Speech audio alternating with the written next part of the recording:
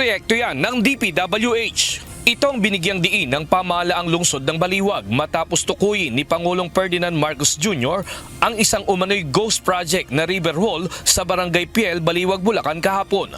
Ayon sa LGU, hindi dumaan sa kanilang tanggapan ang proyekto at walang naging koordinasyon mula sa DPWH. Mariin nilang kinundina ang nasabing panloloko at tiniyak na mas paigtingin ang pakikipag-ugnayan sa pambansang ahensya upang maproteksyonan ang pondo ng bayan.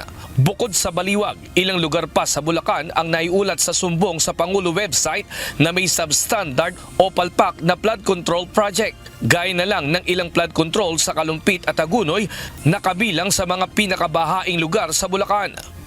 Actually, talagang hindi nakakatulong kasi nga ang bungi-bungi ang nangyayari. Dapat doon, kunyari, inumpisa sa Kalumpit, di tapusin muna yung buong bayan ng Kalumpit. Kaya punta-punta ang ginagawa nila. Siguro iba-iba kontraktor. Walang magandang epekto para kay Kapitan Enrico Cruz ng Barangay San Juan, Hagunoy, Bulacan ang flood control project na ginawa sa ilang barangay sa bayan ng Hagunoy at Kalumpit. Tulad na lang anya sa barangay nila, may dalawang river wall pero magkalayo naman.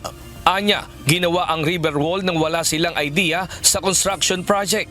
Ayon sa opisyal, may posibilidad rin na substandard ang materyales na ginamit at palpak ang pagkakagawa nito dahil hindi naman ito nakatulong para maibsan ang baha sa kanilang barangay. Hihingan namin sila ng program of works. Walang binibigay sa amin para malaman namin kung gaano talaga yung haba ng sheet pile na ibinabaw nila sa project. Kailangan talaga yung pulido pagkakagawa, hindi yung tinitipid nila yung substandard na sinasabi. Hindi palpak yung dinadaya nila yung tayo naman, wala naman tayong control para doon sa ganon. Para naman sa ilang residente ng Barangay San Juan, nahihirapan sila lalo na kapag high tide at may bagyo. Ang nangyari kasi, portion siya. Kumbaga, wala naman din magandang dulot na nagawa.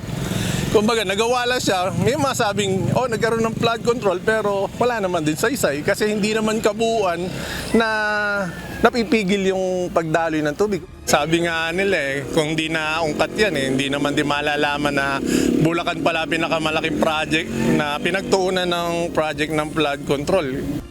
Ay naman kay Aling Maria Cristina, residente sa Barangay San Jose, Kalumpit, nais rin niya sanang paimbestigahan ang flood control project sa kanilang barangay sa San Jose. Duda rin siya kung bakit hindi pa rin ito nagagawa. Tapos po hanggang doon po sa may Mayto natapos. Pero ito pong amin, tagal na po. Hindi ko po kasi alam kung ano po yung kontraktor nito. Ang sabi po nila, pag natapos daw po ito, isusunod daw po ito. Hanggang ngayon po, wala pa rin pong nagaganap na riprap or dike dito po sa barangay ng San Jose. Pag walang flood control, pag po nag-high tide, dire-diretso po yung tubig sa amin. Samantala, nagbigay ng pahayag si Bulacan Governor Daniel Fernando kaugnay ng mga flood control project sa lalawigan ng Bulacan. Paglilinaw niya, wala silang alam o koneksyon sa mga proyekto sa flood control lalo na sa Kalumpit at Agunoy. Hindi naman nagdaan sa amin talaga yan sa totoo lamang. Hindi talaga sa amin nagdaan. And even the courtesy call namin, hindi nagdaan sa amin even the courtesy call nagdaan. Pero yung masasabi kong ghost project, sila nakakaalam nun Hindi ko naman alam talaga yung mga ghost project nila. Sila nakakaalam nun, yung national government. Sinabi rin ng gobernador na magsasagawa sila ng bukod na investigasyon kaugnay sa mga flood control projects sa Bulacan. Maghihintay lang po kami sa investigasyon nila at hindi ko sila pwedeng pangunahan muna. Hihintayin ko investigasyon nila at pagkatapos saka kami gagawa ng investigation para sa provincial government. Nestor Torres, UNTV News and Rescue. Diyos ang aming sandigan, serbisyo publiko ang aming pinahahalagahan.